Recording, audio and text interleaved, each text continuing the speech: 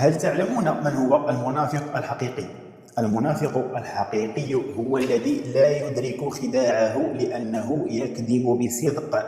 وزير الخارجية الجزائري أحمد عطاف يكذب بصدق ويدعي أنه لا علم له بأي وساطة أمريكية للسلام بين الجزائر والمغرب، ثم ينتقل لتبرير خيانة بلاده الجزائر للقضية الفلسطينية والتصويت على القرار الأممي.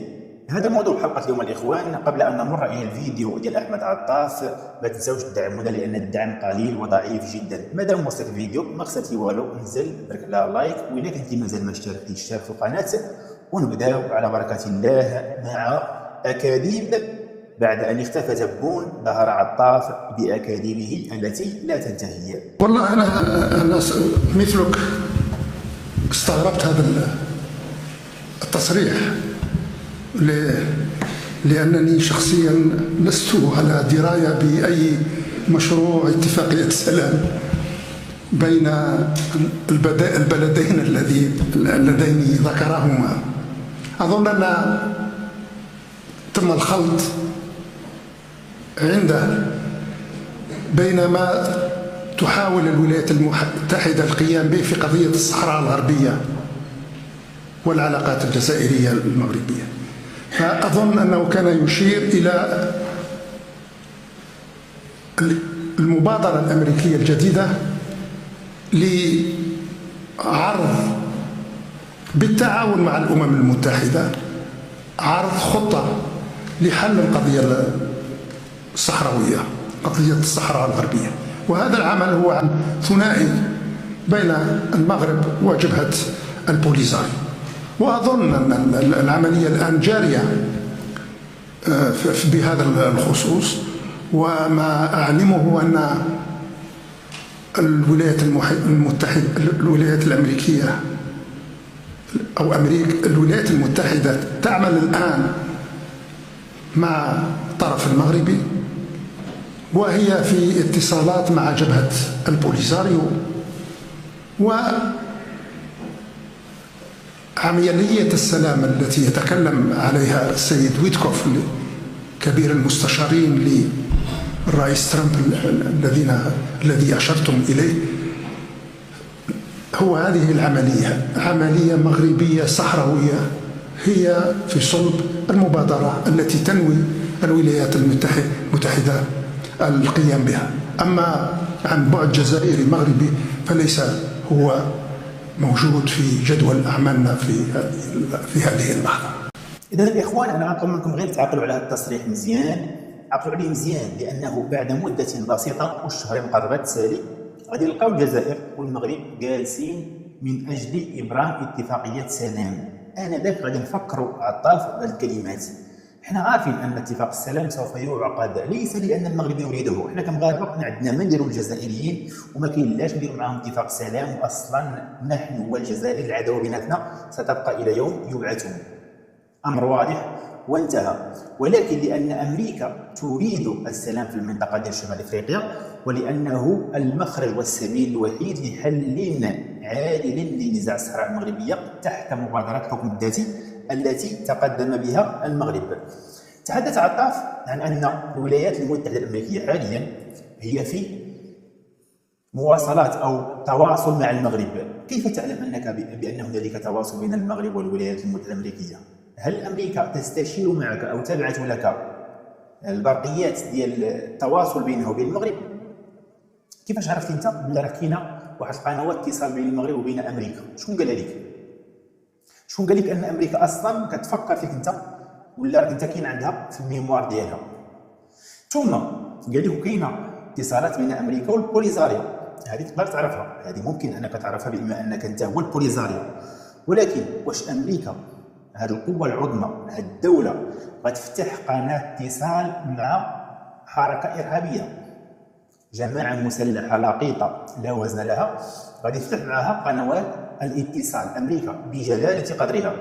إذا لماذا يقول كل الساسة الأمريكيون أن هذا الحل هو رهين باتفاق سلام بين المغرب والجزائر، وهذا هو الحل والمخرج الوحيد؟ لأنكم طارت معزة، طلعتوا نزلتوا، الجزائر هي الطرف الرئيسي في النزاع، وسوف ترضخ وسوف تجلس صاغرة إلى طاولة المفاوضات، وستقدم جميع التنازلات المطلوبة لإنجاح عملية السلام، والمغرب لن يقدم ولو تنازلا واحدا، لأن تقديم مبادرة الحكم الذاتي هو تنازل مغربي.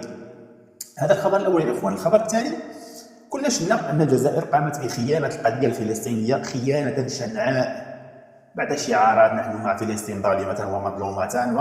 والجزائر ما حدث في فترة ولايتها بمجلس الأمن كعضو غير دائم جرائم في حق القضية الفلسطينية، وسكتت عليها الجزائر، واليوم تصوت لصالح قرار إنهاء وجود دولة فلسطين، وصوتت عليه الجزائر ولصالحه.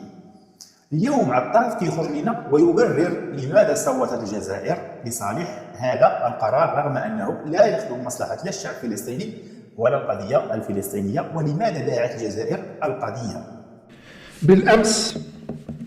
بالأمس فقط اعتمد هذا المجلس، مجلس الأمن الأممي، قرارا أمميا جديدا حول القضية الفلسطينية، أو بالأحرى حول الأوضاع في غزة، وهو القرار الذي بادرت بتقديمه الولايات المتحدة الأمريكية بهدف اعتماد ما سمي بخطة السلام في غزة. وقد صوتت الجزائر لصالح هذا القرار اعتدادا بجملة من الاعتبارات الموضوعية المتعلقة أولا بالأهداف الجوهرية لهذا القرار، ثم ثانيا بالخلفيات الكامنة وراءه، ثم ثالثا وأخيرا بمواقف أبرز الفواعل الإقليمية إزاءه. أولا، وفيما يتعلق بالأهداف الجوهرية لهذا القرار، فهي تندرج أساسا في إطار ما يمكن تسميته بالأولويات المستعجلة للمرحلة الراهنة، أو أولويات ما بعد العدوان على غزة، وهي أولويات رباعية الأبعاد. إذن يمدد في المصطلحات لكي لا يجيب بشكل مباشر على أن الجزائر ببساطة قامت بخيانة القضية الفلسطينية إلى تبعت الكلام ديالو من هنا السنة المقبلة لن تخرج بجملة واحدة مفيدة، لأنه يحاول أن يمدد ويشعب الخطاب لكي يتهرب من السؤال لماذا خنتم القضية الفلسطينية وصوتتم لصالح القرار. بالمناسبة كانت مناشدة من الفصائل الفلسطينية في الجزائر لعدم التصويت على هذا القرار، لأن القرار إذا لم ينل الإجماع في المجلس الدولي تيكون عنده تأثير على الشرعية ديالو. وكان الأمل ديال الفصائل الفلسطينية في الجزائر باعتبارها الممثل غير الدائم اللي ندمات على الجزائر. تخيل معايا، الجزائر ندمات أشد الندم على أنها طلبت أن تكون ممثلا غير دائم داخل مجلس الأمن، لأن جميع الهزائم الدبلوماسية ديال الجزائر تلقتها وهي داخل مجلس الأمن، وهذا أكبر فضيحة، بمعنى لم تستخدم وجودها داخل مجلس الأمن لتحقيق انتصارات. لو أن المغرب كان مكان الجزائر لفعل الأفاعيل داخل مجلس الأمن. وباش نعرفوا أن الجزائر دولة لا وزن لا قيمة لا هيبة، ما عندهاش وزن لا دولي ولا غير ذلك. شوفوا معي الإخوان هذه الصورة، هذا تهنئة دونالد ترامب رئيس أمريكا، يقول بعد التصويت على القرار نشكر شكون؟ مصر والإمارات والسعودية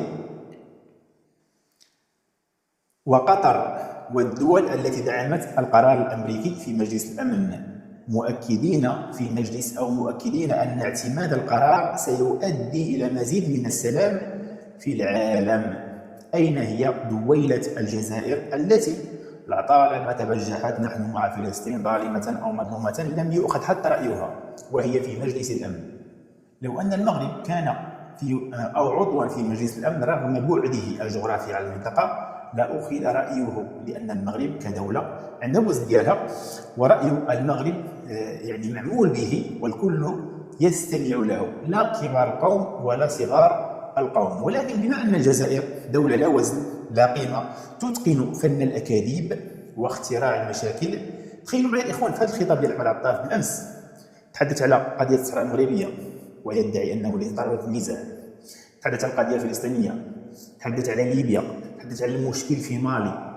يعني جميع الحدود ديال الجزائر حدود مشتعلة، لأن الكيان الجزائري هو كيان جرثومي أينما انتشر يحل الخراب والحرب والدمار. الإخوان كان هذا كل ما لدينا، نشوفوا في فيديو قادم، وما تنسوش مرة أخرى الدعم عن طريق اللايك والتعليقات، وإلى اللقاء.